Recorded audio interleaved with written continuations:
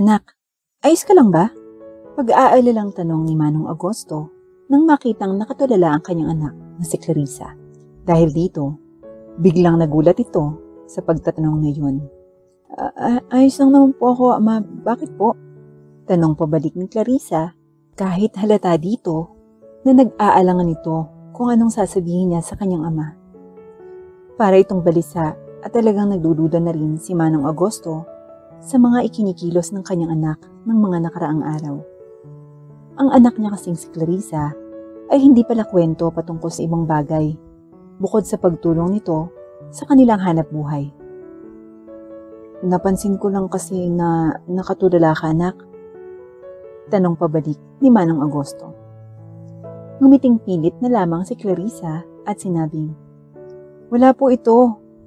May naisip lang po ako patungkol sa project namin sa school." Pagdadahilan pa ni Clarissa sa kanyang ama na si Agosto. Ang totoo ay ayaw niya lamang malaman o ipaalam pa sa kanyang mga magulang ang madalas na nangyayari sa kanilang klase. Kaya't pilit na lamang pinagtatakpan ni Clarissa ang katotohanang madalas siyang pagbulungan ng mga kaklase niya na akala mo'y mayroon siyang malubhang sakit.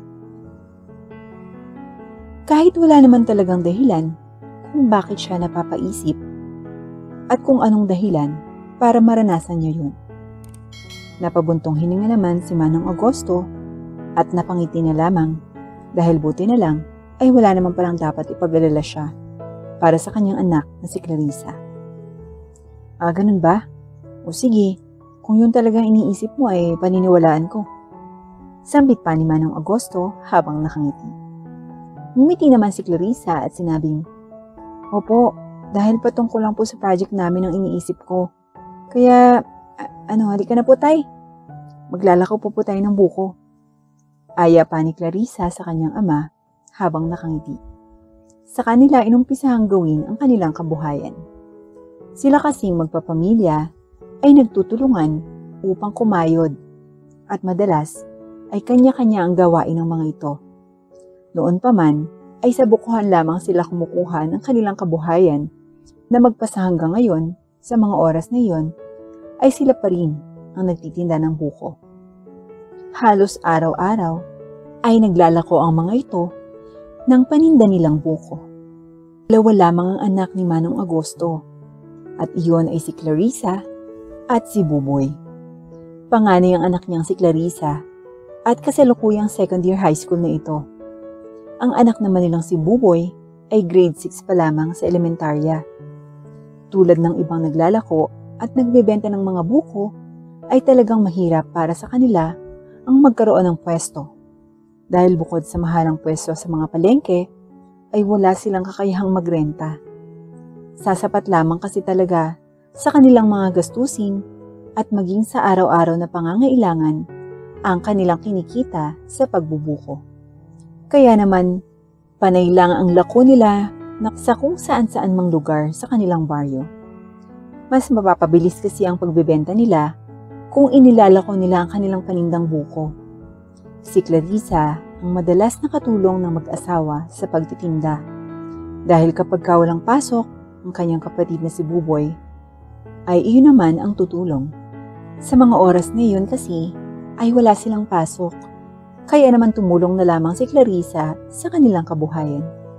Sa pampublikong paaralan lamang pinag-aaral ng mag-asawa ang kanilang dalawang anak na sina Clarissa at Buboy. Dahil din sa kahirapan na nararanasan, hindi kaya ng kanilang pamilya ang masyadong magarbong paaralan o ang pangmayamang paaralan. Maaga pa lang ng araw na yon ay naglalako na si Manong Agosto at ang kanyang asawang si Aling Claring at maging si Clarissa na kanilang anak. Pagkatapos kasi nilang mag-prepare at pagtulungang kayud-kayurin ang ibang mga buko na gagawing palamig at ang iba naman ay pinagtutulungan nilang buhatin sa kanilang dipadyak na paglalako, ay agad na nila itong pinagbebenta. Inilalako nila ang kanilang mga tindang buko sa kung saan-saang lugar na maraming tao. Kahit pa nga ang mga subdivision ay nilalakoan nila ng buko para lang maubos. Halos ilang minuto pa ang lumipas nang may mapagbentahan sila. Kanina kasi ay hindi masyadong mabenta at kahit ang ibang nadadaanan nila na maraming tao ay madalas hindi sila pinapansin at mas nakatuon ang mga pansin sa iba't ibang bagay. Kaya naman nang umalis sila doon at makahanap ng mabebentahan nila ng kanilang buko, ay agad na huminto at tumabi sila sa gilid ng kalsada. Andoon sila sa loob ng isang subdivision nang may mapagbentahan sila at may magtanong. "Manong, pabili nga po ako ng 3 buko." Sambit pa ng isang customer nila habang nakangiti at dinudukot ang ibabayad nito sa kanila. Agad namang tumugon si Manong Agosto at sinabing, "Sige iho, ipipili kita ng malaki. Dahil ikaw ang buena mano namin sa lugar nyo." Sambit pa ni Manong Agosto habang nakangiti ito at natuwa dahil 3 kaagad ang binili ng kanilang unang customer. Kilala naman nila ang lalaki dahil matagal na rin nilang suki iyon at lagi talaga itong bumibili sa kanila. "Naku Manong, salamat kung ganun. Suki nyo naman ako kaya wala akong kaso sa akin kung maliit o malaki. Basta't sariwa po yung paninda nyo satisfied na suki nyo po ako lagi." Sambit pa ng lalaki habang nakangiti. Agad namang hinati ni Manong Agosto ang bukong binili nito at saka kinuha ang pinakasabaw nito na juice at pagkatapos ay isinunod na ang pagkayod nila sa laman ng buko. Ilang minuto pa ang lumipas ay natapos din ni Manong ang pagkayod at paglalagay ng sabaw ng buko at maging ang laman nito sa plastic. Saka ito ibinigay sa kanilang suki habang nakangiti pa rin. Agad naman itong inabot ng kanilang suki at nag-abot ng bayad dito. Alam kasi nito na ang presyo ng buko ng mga ito kahit hindi na tinanong pa kung magkano ang kanilang presyo. Matapos iyon ay naglako-lako pa ang mga ito. Hindi naman nagtagal ay muling may bumili sa kanila na bagong customer. "Manong, magkano ho bang buko?" Sambit pa nito sa kanila habang nakangiti. Babae ito at halata dito na meron na rin itong katandaan dahil mukhang nasa 40s na ang itsura nito. Agad namang tinugunan ni Manong Agosto ang babae. "Ang presyo po ay 38 pesos. Kukuha po ba kayo?" Sambit pa ni Manong Agosto habang nakangiti. Agad namang tumango ang ginang at sinabing, "Naku, ang mura para sa malalaking bukong ganyan. Sige, bigyan mo po ako ng 5 buko juice. Mukhang sariwa ang tinda nyo at mura pa. Pasensya na Manong kung 5 Madami rin kasi kami sa bahay." Sambit pa ng customer na babae habang nakangiti. Natawa naman si Manong Agosto, maging ang mag-ina niya na siyang nagpa-plastic ng laman at sabaw ng buko. "Wala ho yun. Mas ayos nga po pag bumili kayo sa amin ng marami. Talagang sariwa at malalaki ang aming panindang buko dito Sambit pa ni Manong Agosto, saka nito ibinigay ang buko sa babae. Sakto din namang inabutan siya ng pera nito at nagbigay pa ng pasobra na 100. Agad namang nagpasalamat ang mga ito, saka umalis doon nang matapos ang transaksyon sa pagbibenta ng buko. Minsan, kapag natapos ng klase o di kayo iuwian na ng mga estudyante, sa eskwelahan nila Clarissa ay nagtitinda sa labas ang mga ito. Kasama ang mga kapwa din nilang nagbibenta ng mga street food tulad ng ihaw-ihaw, mga fish balls, at maging mga kwek-kwek at palamig. Dagdag kita din kasi talaga ito para sa kanila, kung pati ang mga eskwelahan nila ay kanilang paglalakoan. Buti na nga lang ay walang bayad ng pwesto sa kanilang paaralan. Walang problema sa eskwelahan, basta't puro pagkain lamang at para sa mga bata ang paninda. Kaya naman maging ang pamilya ni Clarissa ay naroon para magtinda. Kaya naman ang araw na yun, pagkatapos nilang magbenta sa mga subdivision, ay pinuntahan na nila ang eskwelahan nila Clarissa at ng kanyang kapatid.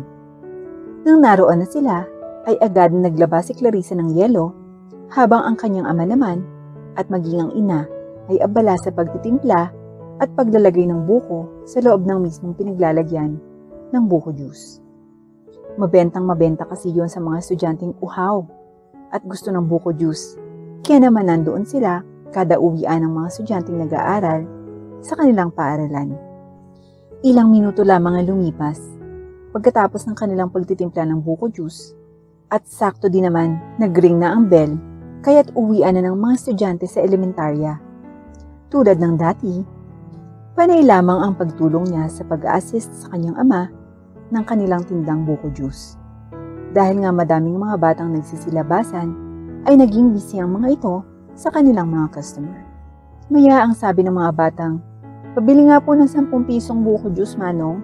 O di kaya'y, Ate, pabili kaming buko juice."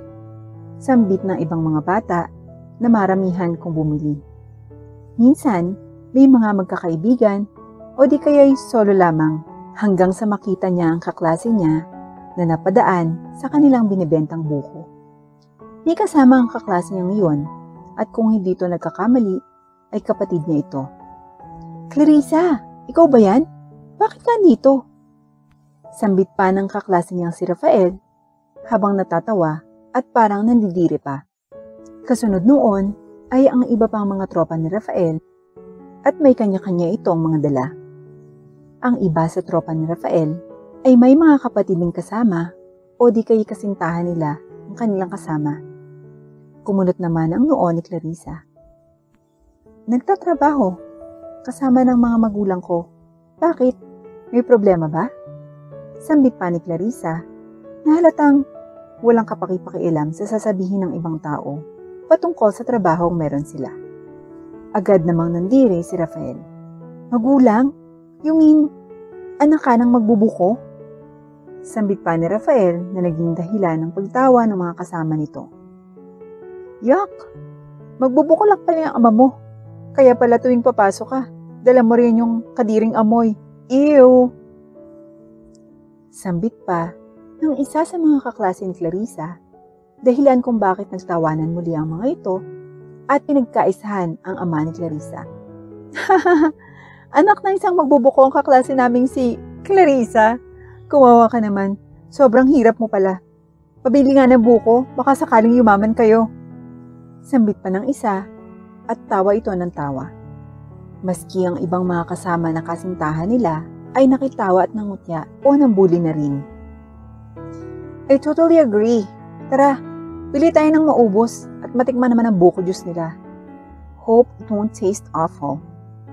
Sambit pa ng babae ng isa sa mga tropa ni Rafael. Sa totoo lang, ng mga oras na yon ay hindi na nagugustuhan ni Clarissa ang mga sinasabi nila at nakikita ng ibang tao na napapahiya ang ama niya. Pero dahil nga ayaw ng gulo ng tatay niya, ay hindi na muna niya pinapatulan, ngunit nang umorder at inumin ng mga ito ang buko juice na gawa nila, ay nagsiangal ang mga ito. "Ew, so gross! Not fresh at all!" Sambit ng iba sa mga ito, habang nandidire at kunwari ay nasusuka. "Yuck! What kind of buko juice is this? Ew!" Sigaw pa ng iba na kinukustyon ang buko juice na tinimpla nila kanina.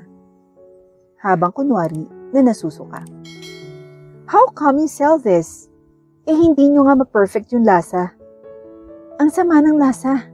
Ew!" Sigaw pa ni Rafael at nandiri ang mga ito nakala mo'y naduduwal. Agad namang kumuha si Clarissa ng isang timba kung saan doon inilalagay ang mga basura. Inalis niya ang mga basura doon, saka siya kumuha ng tubig, at saka isinabon niya iyon sa mga ito. Nagsitigil sa panlalait at nandiri sa baho ng ipinaligong tubig sa kanila, dahilan para magsiangal ang mga ito at magsireact. "Ew! Gross!" Sambit pa ng mga ito. Agad naman nilang binalingan si Clarissa at akmang magsasalita ang mga ito nang pigilan sila ni Clarissa. "Dapat lamang sa inyo yan. Sobra-sobra na ang natatamong pang-aabuso at pagmamaliit na ginagawa niyo sa aking ama. Hindi niyo alam ang salitang sakripisyo at kung bakit kami nandito para mag-offer ng buko juice sa mga tao na nandito. Ginagawa namin to, hindi lang para kumita ng pera, pero para makakain at may maipambili kami sa araw-araw na pangangailangan. Hindi namin kailangan ng peking awa at ng pang-iinsulto at pagmamataas nyo.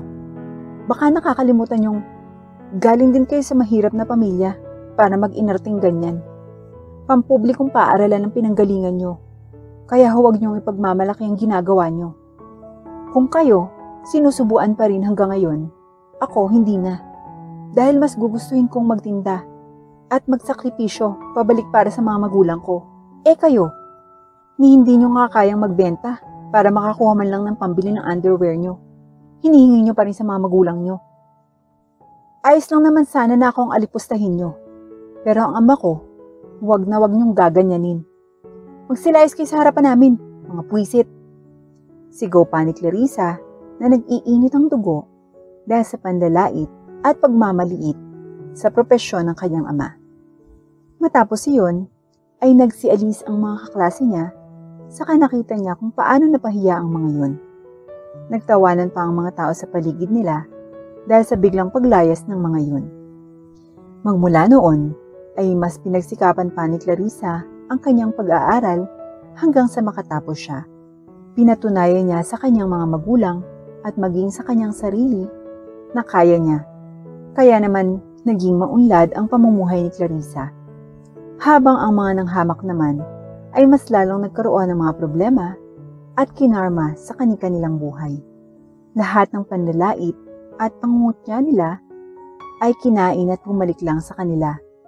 Dahilan para matuto ang mga ito sa buhay. Isang aral na babaunin nila kahit saan man sila pumunta.